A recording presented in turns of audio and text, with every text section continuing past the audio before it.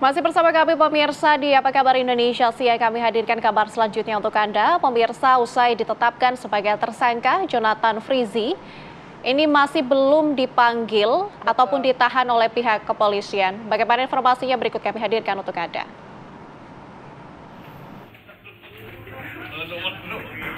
Satuan Reserse Narkoba Polresta Bandara Soekarno-Hatta Tangerang menetapkan publik figur Jonathan Frizzy dan 3 temannya sebagai tersangka kasus kepemilikan obat keras jenis Etomidate yang dibeli dari luar negeri. 3 orang tersangka BTR, EDS, dan ER sudah dilakukan penahanan. Sementara untuk 1 tersangka yang merupakan publik figur Jonathan Frizzy tidak dilakukan penahanan karena pertimbangan kemanusiaan usai menjalani operasi ambeien.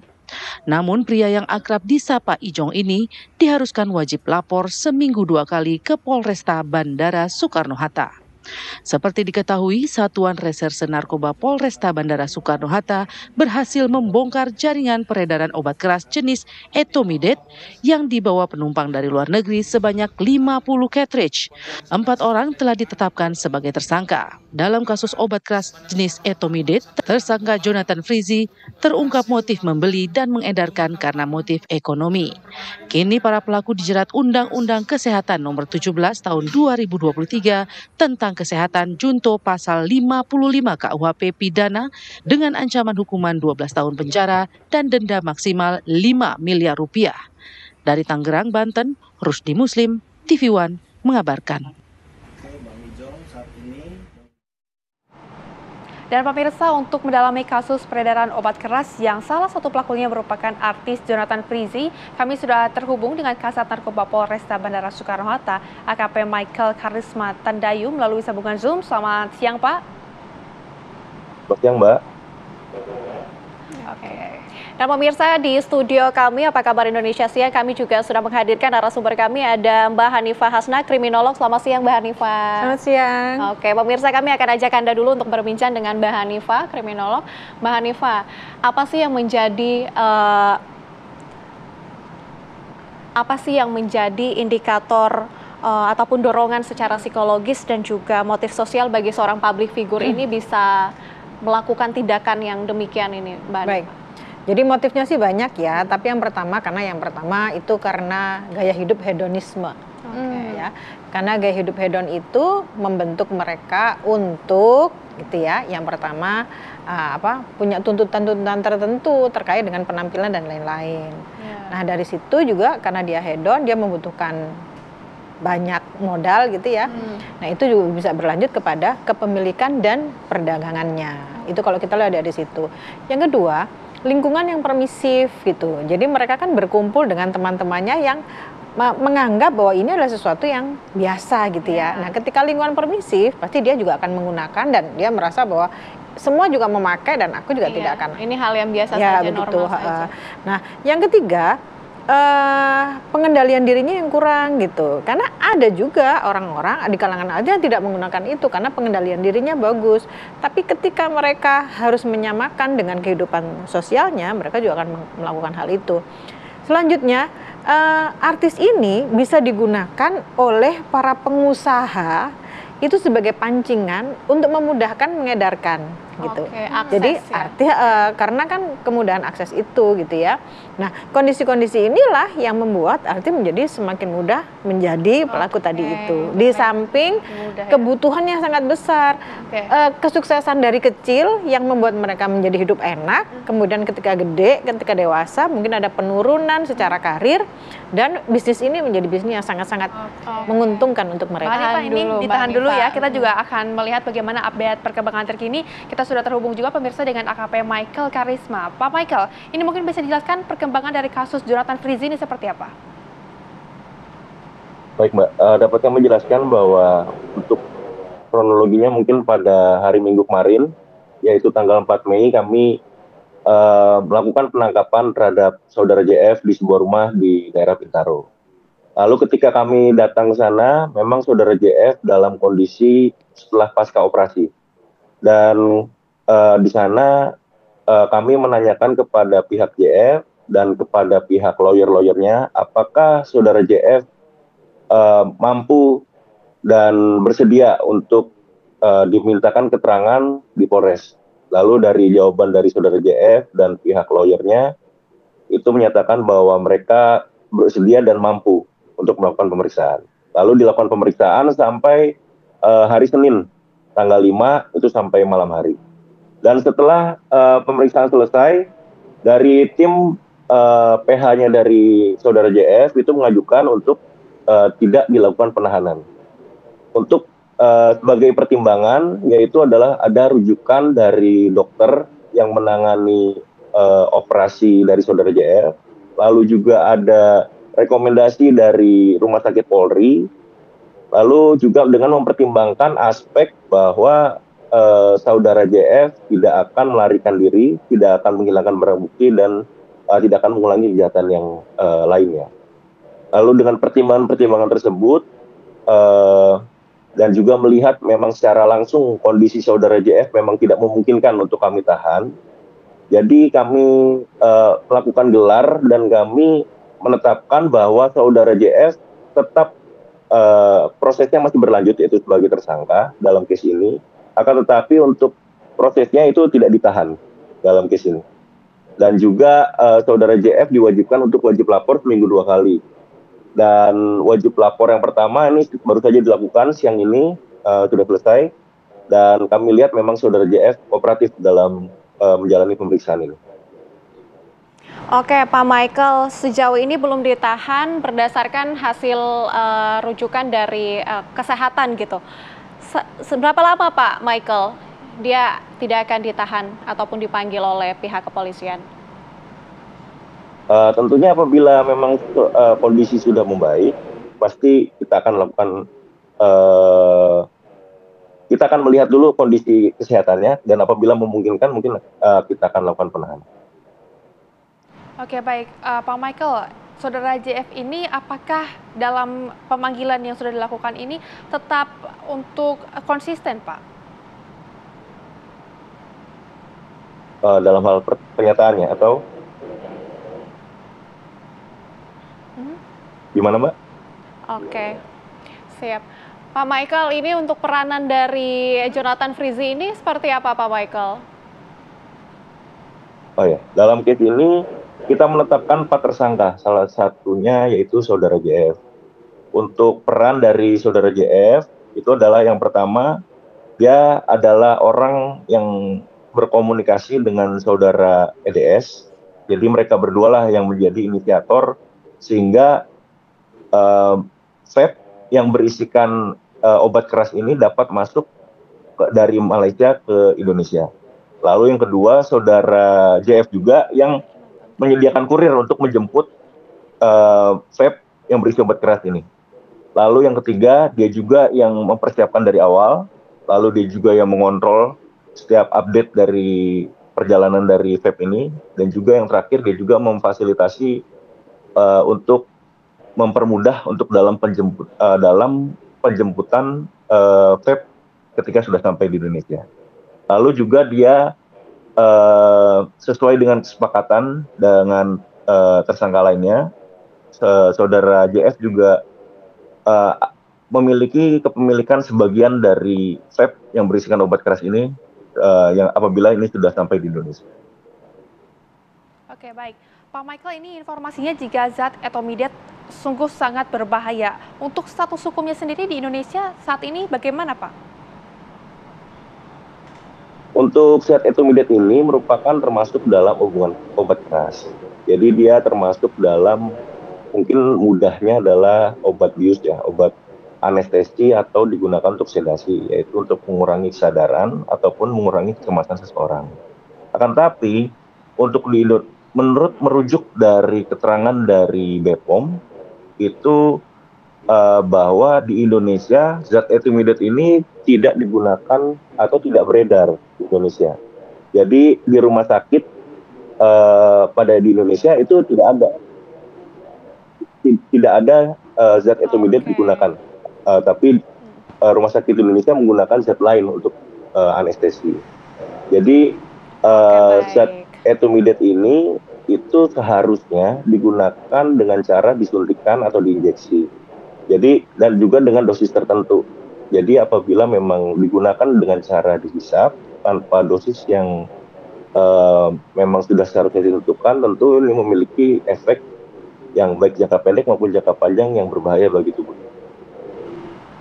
Oke Pak Michael, kami masih akan kembali berbincang dengan Anda dan kita juga mau ke Mbak Hanifah. Mbak Hanifah, kita masih akan mendalami seberapa besar sih pengaruh public figure dalam kasus-kasus seperti ini. Tapi sesaat lagi Mbak Hanifah, tetaplah bersama kami pemirsa di Apa Kabar Indonesia Siang.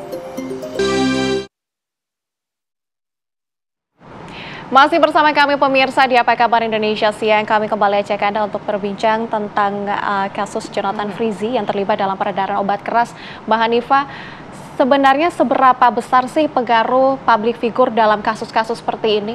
Ya, jadi memang kita membutuhkan public figure untuk menginfluence masyarakat ya. Jadi untuk masalah kesehatan dan masalah yang lain-lain.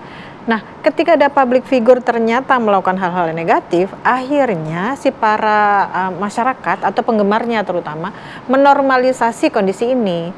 Karena yang mereka lihat kan ada kekerenannya, kesuksesannya, gitu ya, kegantengannya. Bahkan mungkin mereka mencitrakan dirinya bahwa aku akan ganteng ketika melakukan hal yang sama dengan yang dilakukan oleh idolanya. Ini yang sangat-sangat berbahaya. Nah, sebanyak apa dia mempengaruhi itu dan sebanyak itulah yang akan dirusak generasinya.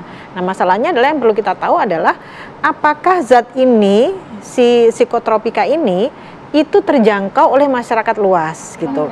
Harganya berapa? Kan kalau di data itu kan harganya untuk kalangan atas kan ya. Nah, bagaimana mereka itu untuk menyesuaikan dengan hal ini gitu ya. Bagaimana cara mereka membelinya? Kalau mereka sampai pernah membeli, sampai ternyata mereka juga ternyata adiksi, bagaimana cara mereka itu memenuhi kebutuhannya gitu ya. Karena kalau sudah seperti ini, akhirnya kemungkinan terjadi kekerasan itu sangat besar. Dari biasanya kalau dari dalam rumah dia bisa mencuri apapun yang ada di rumah, menjual ada yang di rumah gitu. Jadi pengendalian dirinya kurang. Ketika kebutuhannya tidak terpenuhi, akhirnya agresivitas juga akan muncul. Sehingga banyak yang berantem dengan keluarga atau berantem dengan orang lain karena hanya untuk memenuhi kebutuhan adiksinya. Oke, artinya vape yang berisi zat keras tadi ethylene ini merupakan adanya tanda pergeseran tren terbaru untuk konsumsi narkoba atau obat keras. Iya, sepertinya memang demikian ya. Dan menurut saya ini ada bahaya yang lebih besar bahwa ini sudah dipersiapkan oleh para perusahaan generasi. Dari awalnya kita merokok ya, remaja itu merokok, dipindahkan ke vape dan menganggap itu adalah sesuatu yang kandungannya itu tidak terlalu bahaya, ternyata sekarang dimasukkan dengan zat-zat adiktif. Berarti kan ini upaya apa? Apakah benar hanya bisnis? Terus bisnis kalau merusak untuk apa gitu, kalau tidak untuk merusak generasi gitu. Oke, Mbak Hanifah, kita kembali lagi ke pertanyaan saya yang tadi tentang pengaruh dari influencer. Ini kan besar sekali sebenarnya pengaruh dari influencer. Tapi kalau kita lihat hukum yang tengah dijalani oleh Jonathan Frizzy saat ini, dia tidak ditahan. Ini kan juga pandangan bagi masyarakat luas. Oke, idola saya aja udah kena kasus jadi tersangka gak ditahan. Ini gimana nih? Jadi sebetulnya kalau kita melihat dari undang-undangnya memang ada, kalau nggak salah ya, ada di pasal 31.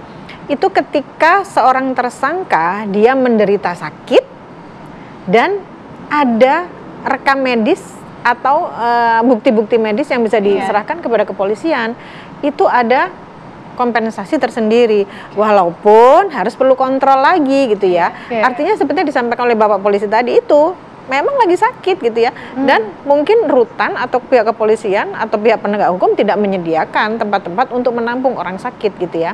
Tapi harus ada jangka waktu setelah seperti apa gitu. Artinya kan ini dalam kontrol pihak kesehatan kan. Ketika dia sudah sehat, berarti dia harus sudah menjalani hukuman itu gitu. Karena kalau tidak, masyarakat itu kan sudah sangat-sangat kontrol sosial dari masyarakat itu kan besar sekali. Ketika kontrol masyarakat itu berfungsi, tetapi ini tidak dijaga, maka kepercayaan masyarakat terhadap penegak hukum itu menjadi sangat-sangat turun. Dan mereka merasa bahwa yang keren aja nggak apa-apa kok, ini tidak begitu. Nah, makanya sangat-sangat berat ketika kita menangani public figure, karena mereka yang dilihat, mereka yang jadi contoh, jadi penegakan hukum justru harus yang sebenar-sebenarnya. Istilahnya mungkin jadi ada influencer tapi dalam bidang kriminal begitu ya. Betul sekali. Akhirnya, tapi untuk kalau dari perspektif kriminolog sendiri, apakah keputusan ini kemudian berpotensi nantinya untuk ada celah hukum yang memang dilakukan oleh pihak-pihak tertentu? Pihak tertentu itu jadi begini, kalau ini tidak ditegakkan, ada kemungkinan orang-orang lain atau pihak-pihak yang lain akan meminta hak yang sama, gitu. Nah, hak yang sama itu kan, apakah benar dia dalam kondisi sakit atau maling ngering? Maling ngering itu kondisi yang tidak sakit tapi dibuat sakit, gitu. Berarti kan ada kerjasama entahlah antara si terdakwa ini dengan pihak kesehatan atau pihak-pihak keluarga yang menunjukkan iya kok dia dalam kondisi sakit. Sebetulnya trik seperti ini tuh kan sudah trik yang dilakukan oleh banyak orang di sebelum-sebelumnya gitu ya, namanya maling ngering, pura-pura sakit untuk menghindari hukuman gitu. Tapi dalam hal ini ketika Ajong memang benar-benar dia sedang beroperasi, menjalani operasi, pasti pihak rumah sakit bisa memberikan informasi medisnya. Mbak Hanifa, kalau kita lihat dari perspektif hukum dan juga sosial, apakah ini merupakan sesuatu yang wajar apabila kita memberlakukan hukuman yang lebih kepada selebritas ataupun orang yang bisa kita anggap contoh ketika mereka melakukan kriminalitas seperti ini? Nah, ini agak susah ya. Karena begini, biasanya hukuman itu menjadi berat ketika yang melakukan adalah orang tua, guru gitu ya. Orang yang harus digugu dan ditiru gitu ya bahasanya ya. Nah, kalau influencer apakah ada undang-undang yang sudah menaungi ini? Nah, ini yang harus kita sampaikan. Dan mungkin kondisi ini atau kejadian ini menjadi masukan yang baik untuk pemerintah. Jadi ketika influencer melakukan karena kejahatan, pengaruhnya begitu luas, besar ya. Karena memang tugas mereka kan untuk menginfluence, untuk mempengaruhi gitu. Nah, pengaruh buruk atau baiknya seperti apa. Dan hukumannya tadi itu tidak hanya hukuman secara pidana, tapi secara sosial. Seperti apa hukuman sosial itu? Putus kontrak, tidak ditayangkan, di-ban sosial medianya gitu. Ini kan hukuman sosial. Sehingga masyarakat yang sudah melek terhadap kontrol sosial itu menjadi percaya terhadap penegak hukum. Oke, kita juga akan kembali lagi bergabung dengan Pak Michael ya di Zoom. Pak Michael, saat ini sejauh apa pemantauan regulasi terhadap vape yang memang mengandung zat berbahaya tadi, etomidate, dan juga zat-zat kimia yang kemudian ini dicampurkan? Baik. Untuk di Indonesia sendiri, karena ini memang zat baru, jadi untuk di Indonesia tersendiri memang zat etomidate ini masih digolongkan obat keras. Akan tetapi sepengetahuan kami, apabila di negara lain di Taiwan, itu zat etomidate sendiri memang sudah masuk vodka. Jadi memang kalau asal muasalnya itu ramenya zat ini itu dari Taiwan, dan itu memang di Indonesia itu masih dalam undang kesehatan, masih belum keras. Oke, Pak Michael, mungkin bisa Anda jelaskan ini bagaimana mekanisme kerja jaringan distribusi vape yang mengandung zat keras ini? Apakah ada pola distribusi lintas daerah ataupun lintas negara?